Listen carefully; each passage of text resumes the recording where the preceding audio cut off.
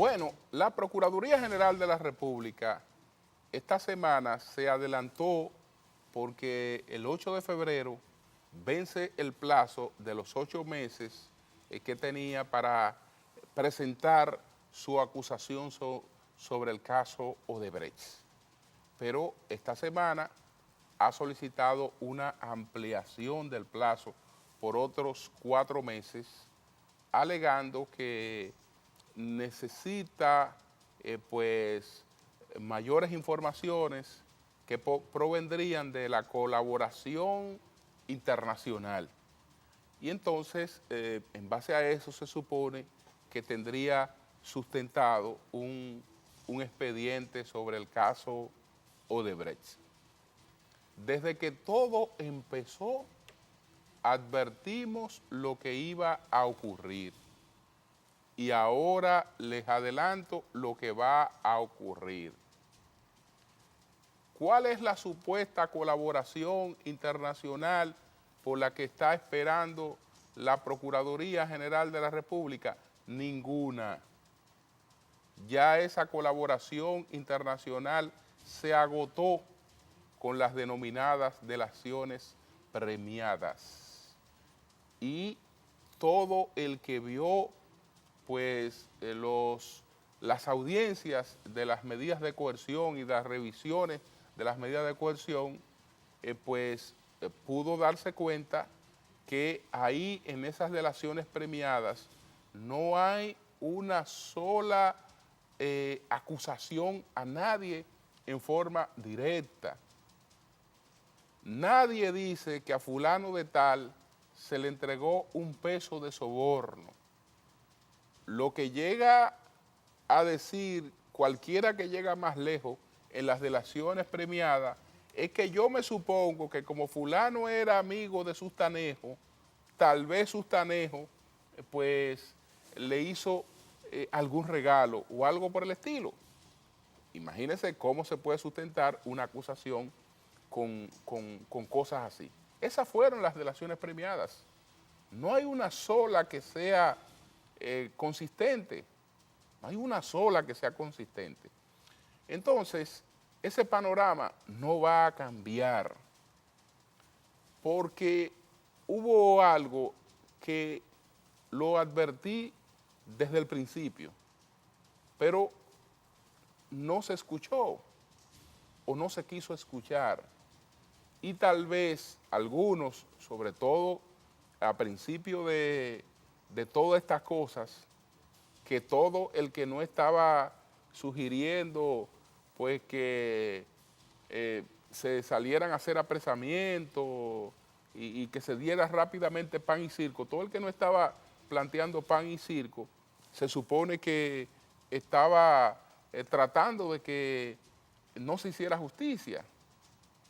Pero lo que advertí desde el principio, señores, que la admisión por parte de Odebrecht del otorgamiento de un soborno de 92 millones de dólares era en cierta medida una tomadura de pelos. ¿Por qué? Porque si una empresa que ha estado trabajando durante 14 años en un país, 14 años, y ha realizado obra por más de 6.000 millones de dólares, dice haber pagado un soborno en ese país por 92 millones de dólares, esos 92 millones de dólares no alcanzan ni siquiera para cubrir el porcentaje de representación que esa empresa tenía que pagar en la República Dominicana. En consecuencia, decía, se hizo una mención, pero eso se distribuyó de manera arbitraria porque cuando esta empresa negoció con Estados Unidos, llegó a un monto de admisión de soborno global y luego lo repartió entre distintos países diciendo, bueno, allí yo di 30, aquí di 60, aquí di 90, aquí di 80. Más o menos hizo un cálculo ahí, nada preciso. Entonces, si la investigación se limitaba a esto de que el soborno había sido de 92 millones de dólares, esa investigación no iba a llegar a ninguna parte. Pero tampoco podía llegar a ninguna parte porque en la República Dominicana, y esto lo he dicho con absoluta responsabilidad desde el primer momento, ha habido una investigación sesgada que se ha limitado a políticos. Se ha limitado a políticos. Entonces, no ha incluido, por ejemplo, a empresarios consorciados con la empresa Odebrecht. ¿Y dónde diablos va a salir un soborno si no hay vinculación entre los consorciados? Entonces, todas estas cosas han hecho que no hay expedientes sobre Odebrecht. No lo hay. Lo mismo que él tenía para presentar ahora, el procurador, es lo que va a tener para presentar en 4 meses. Y es lo mismo que tenía para presentar desde que arrancó todo este asunto. Lo mismo, porque no hay más nada ya. No hay más nada. Esas delaciones premiadas eran la colaboración, pues, internacional. En una oportunidad, antes de anunciar quiénes eran las personas que iban a ser investigadas y antes de los shows que se presentaron en el país, el Procurador General de la República fue a Estados Unidos porque entendía que el fiscal de Estados Unidos le iba a entregar unas informaciones y no le entregó nada, absolutamente nada. Con las manos vacías regresó. Entonces, no hay expediente sobre Odebrecht en la República Dominicana. Podrá mantenerse cierto show, cierto circo, cierta presión, pero no hay expediente. Porque lo que hay hasta este momento no permite sensatamente, pues, condenar absolutamente a ninguna persona. Entonces, mucha gente dice, bueno, pero ¿y por qué si en otros países? Pero, ¿y si a ese político que usted se está refiriendo le hicieron un depósito en una cuenta y él aparece que le hicieron una transferencia de tanto en su cuenta? Bueno, dígame aquí a quién aparece ahí. ¿Quién aparece ahí de esa forma? Entonces, esa es la situación. Pero bueno, vamos a entrar en deporte y vamos a entrar en uno de los motivos de fiesta de este fin de semana y uno de los grandes motivos de la movilización y de la alegría de este fin de semana. La llegada de Vladimir Guerrero al Salón de la Fama de Cooperstown. Entonces, don Osvaldo, nuestro querido amigo don Osvaldo Rodríguez Zuncar, ha tenido la gentileza de responder 3 preguntas de nuestro equipo sobre las posibilidades de nuevos dominicanos en el Salón de la Fama de Cooperstown. Vamos a verla de inmediato.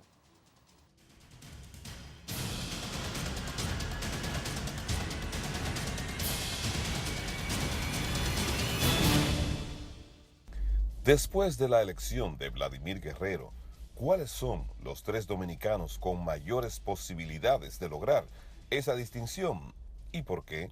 Bueno, después de la elección de Vladimir, ahora está pendiente pues esperar los que yo considero serán unos seguros miembros del Salón de la Fama entre los jugadores dominicanos. Me refiero a David Ortiz, que habrá de ser el primero por asunto cronológico, por cuanto para entrar al Salón de la Fama, un jugador debe esperar 5 años para tener oportunidad de aparecer en la boleta por primera vez, 5 años de retirado.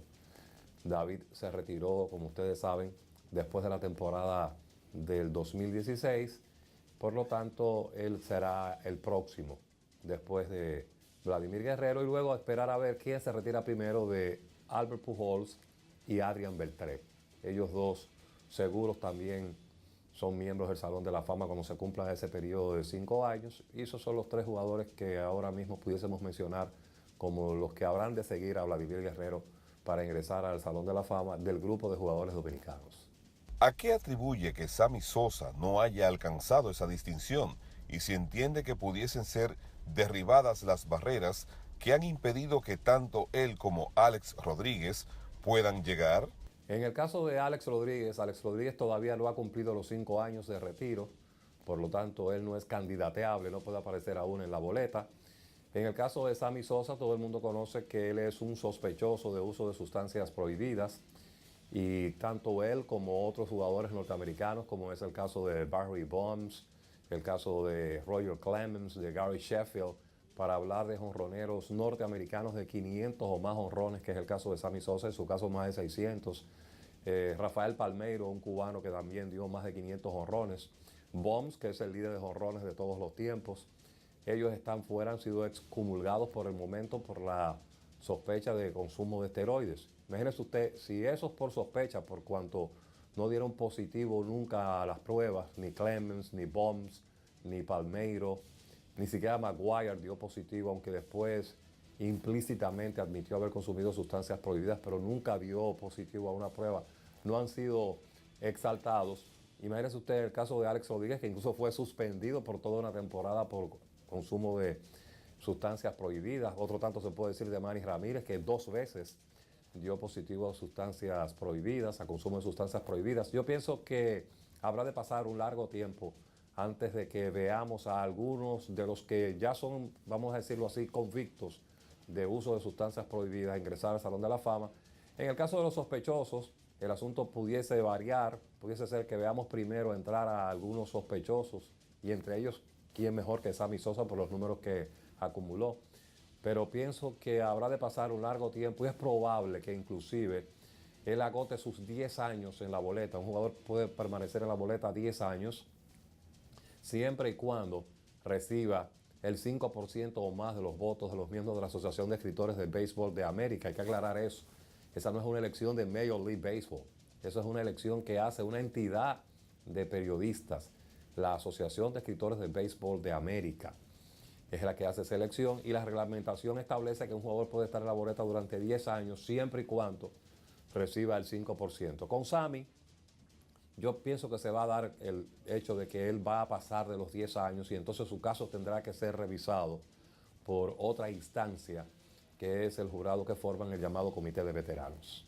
¿Es realmente el Salón de la Fama el destino inmortal de los mejores jugadores de las grandes ligas o considera que hay estelares con mayores méritos que se han quedado fuera de Cooperstown? ¿Y qué sugiere para reivindicarles? Mira, generalmente lo que se da es que personas que no lo merecen entran al Salón de la Fama, no que aquellos que lo merecen no ingresen. Recuerdo un caso prototípico de ese último, digamos así, de ese último grupo que merecía estar en el Salón de la Fama y no ingresó, que fue un antesalista de los Cubs de Chicago llamado Ron Santo. Lo merecía y no fue electo, pero es muy raro esos casos de alguien que merezca ser llevado y que no haya sido electo al Salón de la Fama. Lógicamente, estoy hablando de casos a excepción de la discusión de si los que consumieron sustancias prohibidas, muy especialmente esteroides, que es un tipo de sustancia prohibida, pueden entrar o no.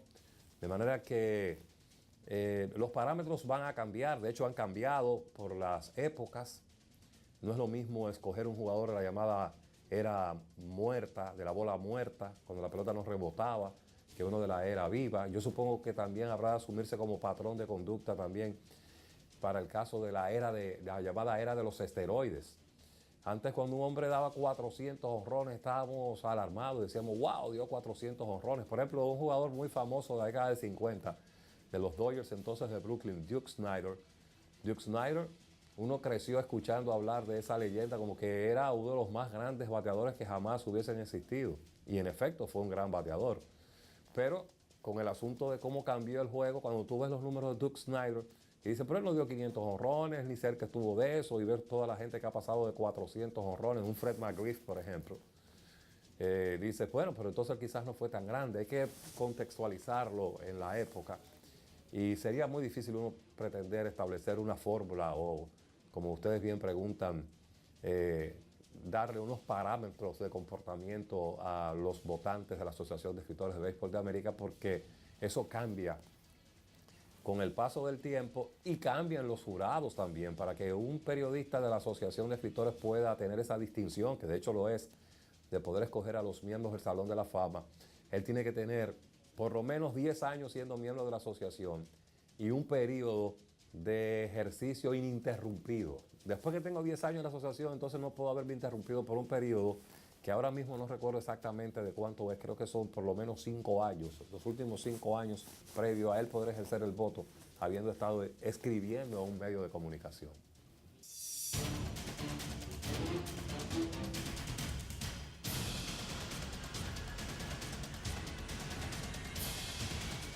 Bueno, señores, excelente Osvaldo Rodríguez Zuncar. Gracias, gracias, Osvaldo, por esa cátedra. Nosotros vamos ahora a una pausa comercial. El presidente Danilo Medina hoy estuvo en su visita, pues sorpresa, estuvo en Villa Altagracia, y así tenemos también otras informaciones importantes que compartirles después de regresar.